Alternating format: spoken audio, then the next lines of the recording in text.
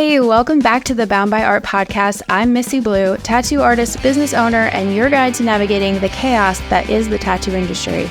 If you're an artist looking to grow your business, attract the right clients, and learn how to survive this career without losing your damn mind, then you are in the right place. Every week, I'll be bringing real talk, actionable tips, and hard-earned lessons from my own journey with a side of good vibes and a little bit of sarcasm. Whether you're new to the game, feeling stuck, or you just need a kick in the ass to get that spark back again, this is the show for you. Welcome to Bound by Art. Now let's get to work.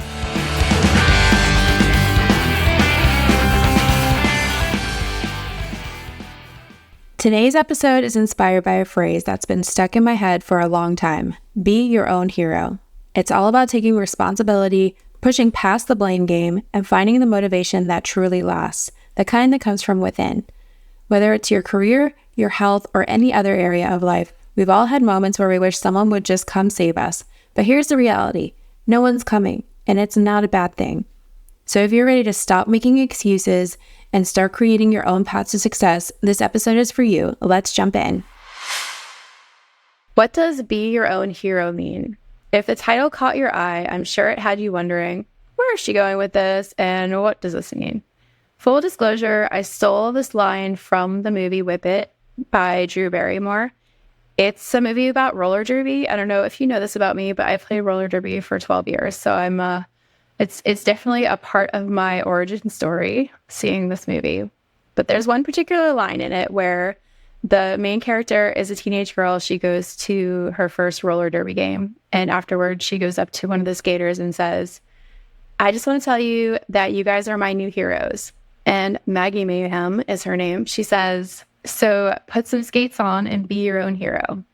I'm probably botching the line, but something to that effect of put your own skates on and be your own hero. And that just stuck with me all this time because I feel like that could just be applied to so many things in life, not just roller derby, right?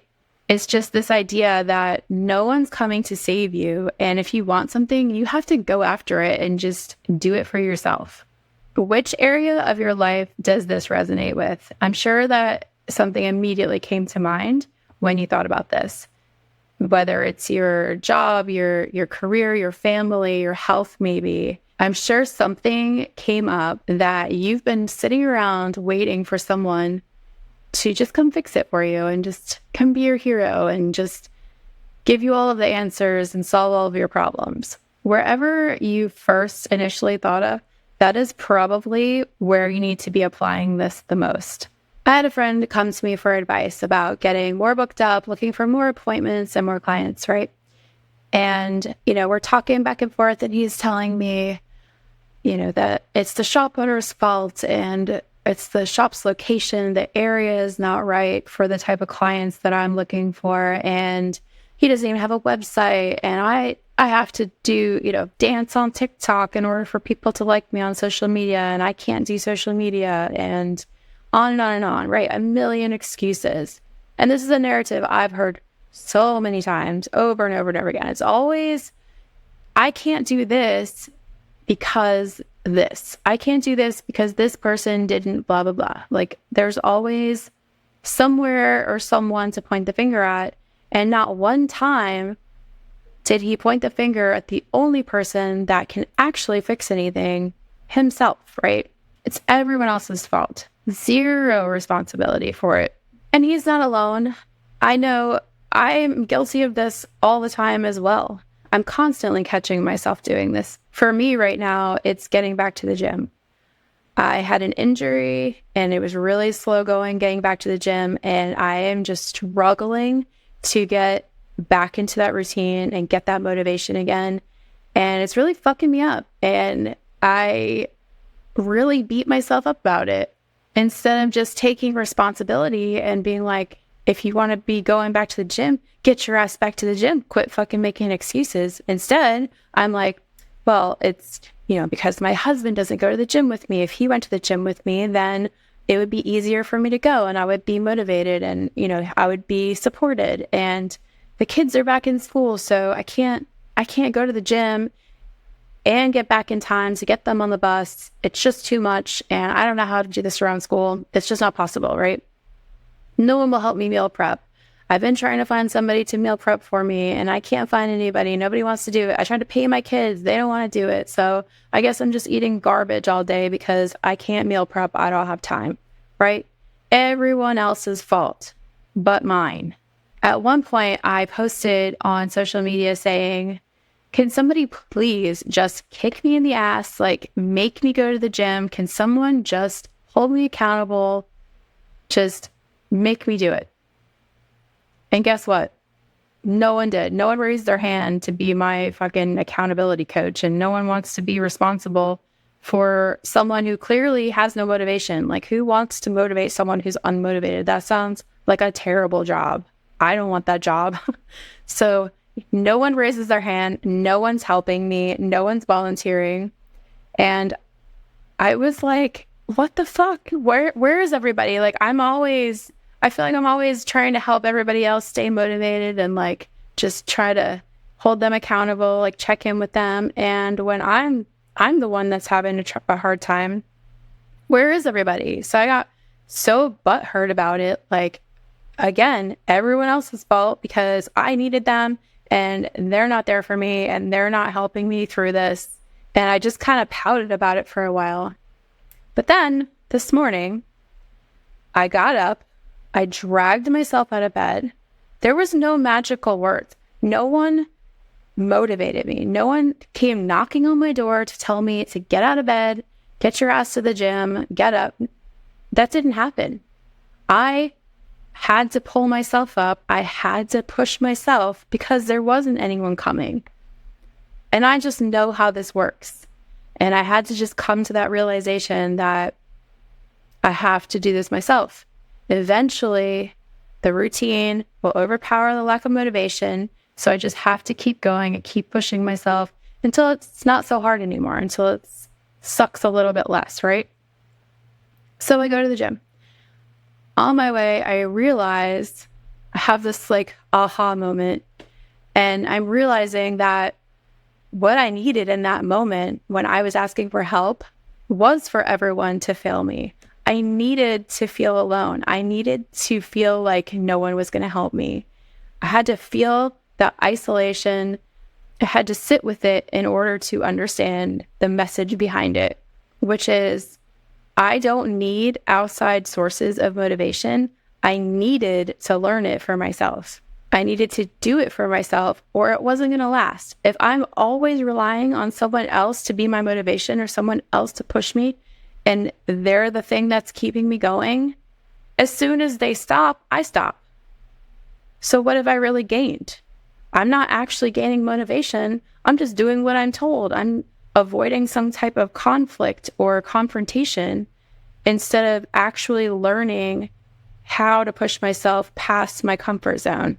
The only true lasting motivation has to come from me. It has to come from what I built in myself.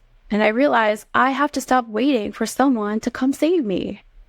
The part of me that wants to succeed has got to be louder than the part that wants to sit around and feel sorry for myself, that no one cares and no one's coming to help me. And the same goes for you. You have to want it more than you want to feel sorry for yourself. You have to want it more than you want to blame someone else for your failures. So where have you been looking for motivation from an outside source? What areas of your life have you not been taking responsibility for and making excuses and passing the blame and pointing the fingers and not holding yourself accountable? Ask yourself, am I waiting around for someone else to motivate me? You have to realize that no one can do this for you. No one is going to do this for you. No one can learn your lessons for you, and no one can grow for you. Now, going back to what was that first thought you had? What was the area of your life that you first resonated this with? Maybe your first thought was your job. Business is slow for everyone right now. It's the economy, the clients in your area, your shop doesn't promote you, they don't have a website, whatever your excuse. You think that you're doing everything that you possibly can and nothing's getting any better and it just doesn't work. And I tried that, but it doesn't work. If only your boss would help promote you, if only they had a website, if only someone would just come in and fix everything, right? If only someone would just come fix this, then we'd be successful. because it's not your fault, right? It's not your shop. It's not your responsibility. You shouldn't have to do this. It's not your job. But what if, even though you think there's no way you have control over the situation, you actually made it your responsibility to figure it out? Could you promote yourself better? Could you promote yourself in new ways? Could you take a class and learn how to do something better? I don't even know you, and I know that the answer is yes. Could you build your own website? Yes. Could you find other ways around this problem? Yes. Can you stop waiting for someone else to come save you from your problems and be your own hero? Yes, you can, and you should. So what have you been blaming on everyone else? What do you need to do differently? Take the time and stop and ask yourself, could I be doing more? Better yet, ask yourself, what more could I be doing? The more you practice shifting your mindset, the easier it becomes. It's just like going to the gym, building any muscle. It requires repetition, practice. You're going to get better and better at it. You're going to get stronger. And if you're doing it when you don't want to, that is where you get the strongest. Those are the days that really challenge you, but that's also the days that you get the most benefit and the most growth from. When I opened my shop in 2020, it was 1 month before COVID. So I was open an entire month, and then COVID shut us down, and I was shut down for 3 months. And I had just dumped every last penny I had into building the shop. And back then I'd still played roller derby, and I was like, this is fine because RollerCon is going to save me. I go to RollerCon every year in July, and I make a shit ton of money, and it's going to be fine as long as I have RollerCon, right? Then I get the news. RollerCon is canceled this year, and I fell the fuck apart. Like, ugly crying on the floor. No income, 2 kids, homeschool, ADHD. My kid has ADHD. They're just falling apart, right? No one's coming to save me. RollerCon's not going to save me now. Everyone's suffering, so they're no help either. We can't even be around people. I had to save myself, and I did. And I had to do one of the most dreaded things. You know, I had to do paperwork. I had to figure it the fuck out. I knew that there were resources for business owners, and I had to sit and do research, which, you know, this is before I was ever medicated. And this is like, I have severe executive dysfunction. It is hard for me to start anything, but I knew that no one was coming. I had to figure it out. So I sat down and I, overcompensated for my brain and figured it out, like did all the paperwork, and it pulled me through. And I figured out how to create a side hustle. You know, the entire time we were shut down, I painted little pet portraits for people, and that went really well. It actually really got me through. I was painting like a dozen of those a day the entire time I was shut down, and it really kept me afloat the whole time. And I had to get scrappy and figure it out. You know, you can't just sit around feeling sorry for yourself, like, oh, everything sucks, and fall apart and do nothing to fix the situation except blame for everyone else. And one of the biggest things I learned from that is, in that downtime, in the slow times, that's when you really want to dig deep and learn and grow, because I had all this time. I didn't realize how much time tattooing really took out of my life, between drawing and actually tattooing and social media and booking. It's a lot. It's super time consuming. And when you don't have to do that anymore, it's like, what normal people do with all of their time? I had so much time. But anyway, I used that time to learn and grow and take classes and study, and I painted because that was going to improve my tattoo skill later on. And in fact, because I painted so many pet portraits in that time, I turned into this pet portrait tattoo artist when I came back from COVID. It fed into my career perfectly, and I just never stopped. I never gave up. I never just I wasn't going to just lay down and die and wait for someone else to rescue me, because I knew that wasn't reality. That wasn't going to happen. So in those slow times, in those down times, you have to take advantage. And what can I do? What can I learn? How can I grow in this moment? Because you have to survive it. You can't just give up. And I know that's a really extreme example, and most people aren't going to relate to that as much, but the message is still the same. When business is slow, like right now, it's slow for everyone. And I am hearing the same excuses over and over and over again.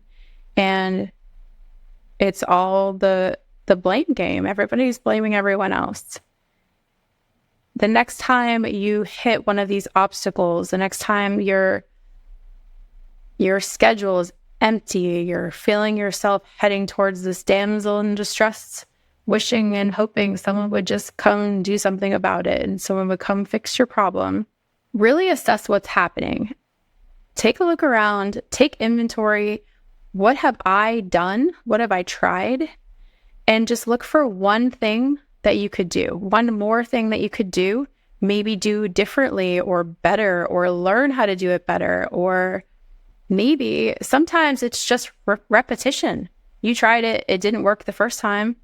Try it again. Sometimes it takes more than one time, but look for that one thing that will help your situation, and then find one more thing, and then another, and then another. And they just build and compound, and it does take practice. The more opportunities you get, the more chances you have to build a stronger mental game. Eventually, without realizing it, you'll have learned how to shift your mindset from, it's not fair, to, how am I going to solve this? And that, my friend, is where you want to be. You can't find the answers without first asking the question, how can I be my own hero? How can I save myself? All right, guys, that's it for today's episode. I hope you're feeling inspired and ready to make some moves today. Remember, it's all about showing up, putting in the work, and staying true to yourself. If you got something out of today's episode, share it with a friend who might need to hear it, and make sure to subscribe so we can keep this momentum going.